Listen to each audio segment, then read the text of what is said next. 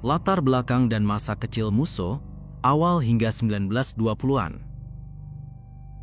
Munawir Musso, umumnya dikenal sebagai Musso, lahir sekitar tahun 1897 di Pagu, Kediri, Jawa Timur. Keluarganya hidup dalam lingkungan kelas menengah bawah. Ayahnya bekerja sebagai pegawai bank atau kasir.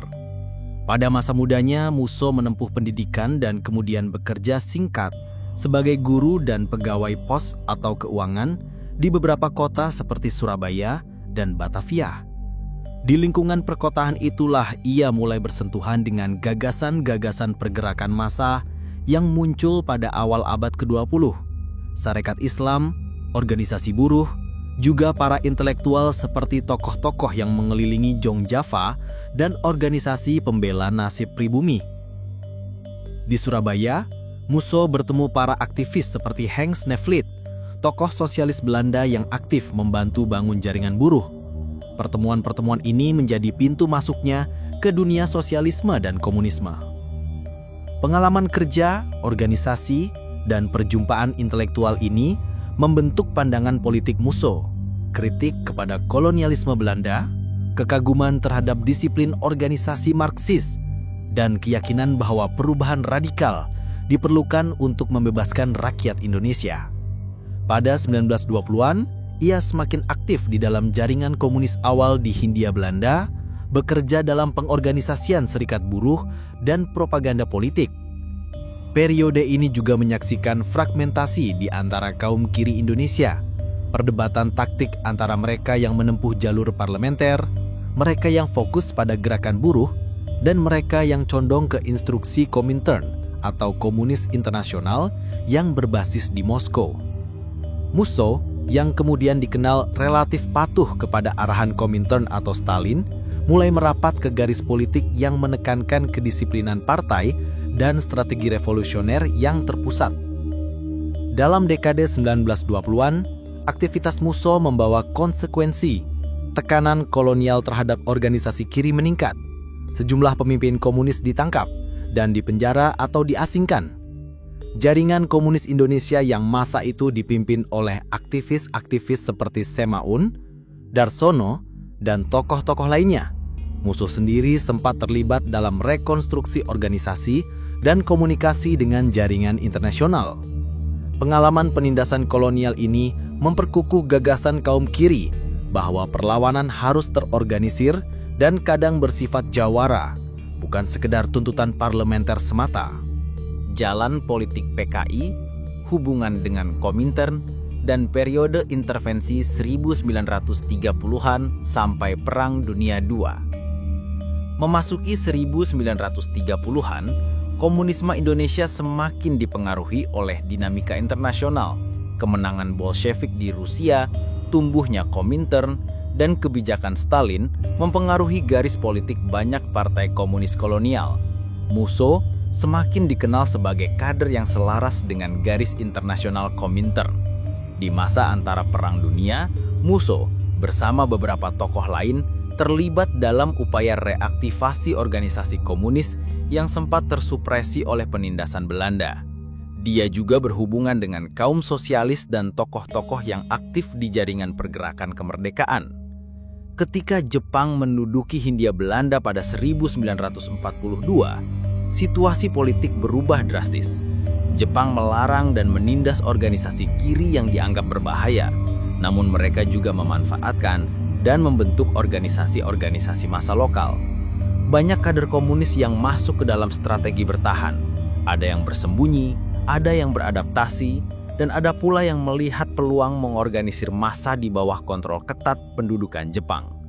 Selama masa ini, Musso tidak sepenuhnya hilang dari panggung politik. Jejak-jejak keterlibatannya tercatat dalam berbagai penyusunan jaringan bawah tanah dan hubungan dengan unsur pergerakan lainnya.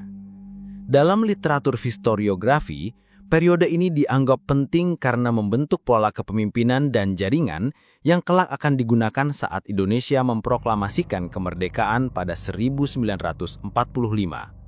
Kader-kader yang terlatih, termasuk Musso, melihat momentum proklamasi sebagai kesempatan untuk membangun pengaruh politik yang lebih luas, walau kondisi pasca perang penuh dengan ketidakpastian dan perebutan pengaruh antara kelompok nasionalis, militer yang lahir dari gerilya kemerdekaan, dan elemen kiri yang mencoba merebut ruang politik. Kembalinya Musso ke Indonesia dan situasi politik pasca kemerdekaan 1945-1947. Proklamasi 1945 membuka babak baru. Musso bersama sejumlah tokoh kiri menilai bahwa peluang untuk memperkuat posisi komunis terbuka lebar. Namun, situasi politik sangat kompleks. Soekarno-Hatta berusaha mempersatukan berbagai elemen, nasionalis, Islamis, sosialis, untuk menghadapi Belanda yang ingin kembali. Sementara kelompok kiri, termasuk PKI dalam berbagai bentuknya, berusaha menegaskan peran mereka. Musso menyuruhkan penyatuan kekuatan sayap kiri dan reorganisasi internal demi membentuk gerakan yang lebih efektif. Dalam konteks ini, Musso juga berinteraksi dengan tokoh-tokoh seperti Amir Syarifuddin dan DN Aidit. Aidit pada waktu itu baru mulai menonjol sebagai kader muda. Perseteruan politik antara sayap kiri yang menuntut peran lebih besar dan pemerintahan republik yang berusaha mempertahankan stabilitas menciptakan ketegangan. Terlebih lagi, kebijakan luar negeri dan situasi militer, periode Renville, perundingan-perundingan dengan Belanda, menimbulkan kekecewaan di kalangan kiri yang merasa pengorbanan rakyat, termasuk penjuang kiri, tak diapresiasi sepenuhnya. Musso dianggap oleh sebagian pihak sebagai figur yang tegas, disiplin, dan berorientasi pada struktur partai yang kuat. Kembalinya dia ke panggung politik pasca kemerdekaan memberi energi bagi kaum kiri, tetapi juga meningkatkan kecurigaan dari pihak-pihak yang khawatir terhadap potensi aksi anti pemerintah yang radikal. Ketegangan ini akan mencapai puncaknya menjelang akhir 1948. Pembentukan Front Demokrasi Rakyat dan manuver politik Musso awal 1948.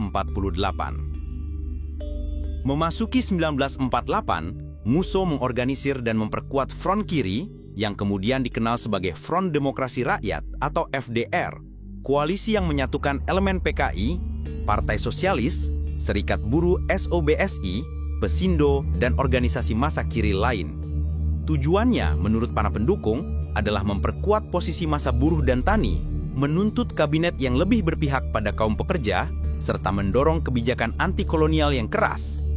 Pendukung Musso melihat langkah ini sebagai upaya korektif terhadap pemerintahan yang dianggap terlalu moderat. Namun, pembangunan FDR dan kampanye massa yang intens memicu reaksi dari kelompok-kelompok yang loyal kepada pemerintahan pusat. Para pimpinan militer, beberapa di antaranya memiliki pengalaman gerilya, curiga terhadap mobilisasi massa yang terorganisir di bawah simbol-simbol merah. Ketika ketegangan itu memuncak dalam bentrokan lokal, misalnya di Solo dan daerah-daerah Jawa Tengah Timur, situasi menjadi tidak stabil. Musso dan para pemimpin FDR menyatakan mereka tidak berniat melakukan kudeta negara. Mereka mengklaim tindakan lokal itu adalah langkah mempertahankan keamanan setempat terhadap apa yang mereka sebut kelompok reaksioner. Namun, narasi ini bertabrakan dengan persepsi pemerintah yang melihat tindakan-tindakan FDR sebagai ancaman serius terhadap unitas negara pada saat rentan. Perselisihan retorik ini menyiapkan panggung bagi krisis yang akan terjadi pada September 1948 di Madiun. Hari-hari menuju peristiwa Madiun, Agustus-September 1948. Ketegangan politik meningkat drastis pada akhir Agustus 1948. Kabinet Amir Syarifuddin runtuh sebelumnya, dan kebijakan pemerintah terimbas perundingan Renville serta tekanan Belanda. Sejumlah kelompok kiri merasa marah karena kehilangan posisi dalam kabinet. Dalam situasi ini, proporsi kekerasan lokal mulai muncul. Bentrokan antara kelompok pro-pemerintah dan pendukung FDR terpantau di beberapa kota. Pada malam 18 September 1948, jaringan FDR mengambil alih beberapa fasilitas pemerintah di Madiun, kantor telepon, markas militer setempat, dan kantor pemerintahan. Pagi harinya, diumumkan pembentukan pemerintahan lokal oleh unsur-unsur FDR dengan klaim bahwa mereka hanya mengembalikan ketertiban. Setelah penguasaan singkat itu, Musso dan Amir Syarifuddin tiba di Madiun. Dalam retronya, beberapa pemimpin FDR menganggap tindakan itu sebagai respons terhadap ancaman reaksioner di daerah. Namun pemerintah di Yogyakarta memandangnya sebagai pemberontakan. Media massa pada masa itu, yang berada di bawah pengaruh kubu nasionalis, memberi liputan keras yang mengkategorikan peristiwa tersebut sebagai upaya kudeta komunis. Interpretasi inilah yang kemudian membentuk narasi resmi pemerintahan terhadap peristiwa Madiun. Walau demikian, sejumlah penelitian sesudahnya menunjukkan bahwa ada kompleksitas. Tidak semua elemen di lapangan sepakat mengenai tindakan militer berskala besar, dan sebagian tindakan adalah upaya pengamanan lokal yang berujung eskalasi karena reaksi militer pro-pemerintah. Ketidakjelasan komando dan komunikasi play a critical role dalam cepatnya eskalasi. Puncak peristiwa 18 sampai 19 September 1948 dan reaksi pemerintah. Pada 18 September 1948, FDR menyatakan pengambil alihan beberapa fasilitas di Madiun. Dalam beberapa jam, kota berada di bawah kendali unsur-unsur lokal FDR. Kejadian ini cepat dipersepsikan sebagai pemberontakan terkoordinasi, terutama setelah pengumuman-pengumuman radikal di radio lokal. Pemerintah Republik, Soekarno-Hatta, bereaksi tegas. Militer yang dipimpin oleh beberapa perwira seperti Nasution dan unsur Siliwangi yang setia kepada pemerintah bergerak untuk menumpas pengambil alihan di Madiun. Operasi militer berlangsung dengan cepat dan terkonsentrasi.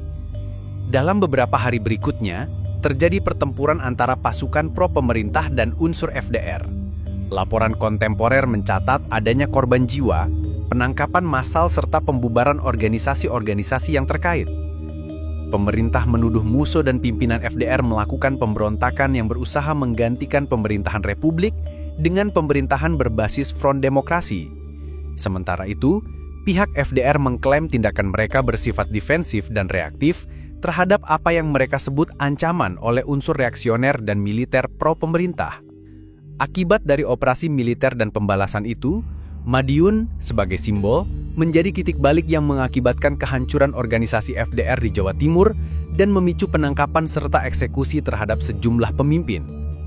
Angka korban sipil dan militer beragam dalam berbagai sumber, yang jelas peristiwa ini menyebabkan trauma politik berkepanjangan dan dipakai dalam narasi resmi negara untuk menjustifikasi tindakan keras melawan komunisme. Penangkapan dan kematian Musso, akhir 1948. Setelah kekalahan di daerah-daerah yang dikuasai FDR, sejumlah pemimpin ditangkap atau tewas dalam pertempuran. Musso sendiri dilaporkan tewas ditangkap dalam situasi yang cukup kabur. Versi resmi pemerintah menyatakan bahwa Musso tewas saat berusaha melarikan diri atau ditangkap dan kemudian dieksekusi. Versi lain, termasuk narasi-narasi dari kubu kiri, menyatakan bahwa keadaan di lapangan kacau dan klaim-klaim saling berbenturan.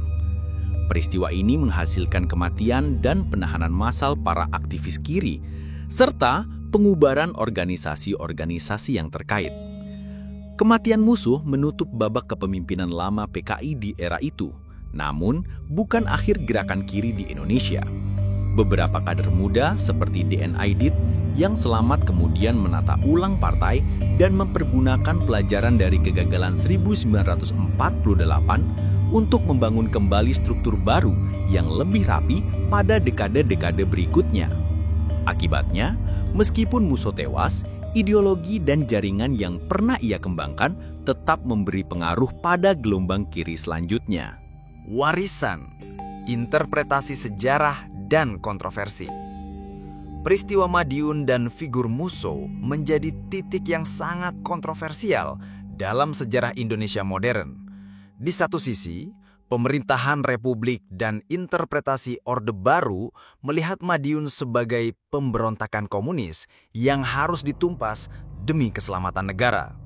Di sisi lain, kajian-kajian modern dan revisionis menyorot kompleksitas, perbedaan antar faksi, peran kebijakan politik nasional, faktor eksternal, konteks Perang Dingin, serta kesalahan komunikasi militer yang memperburuk situasi.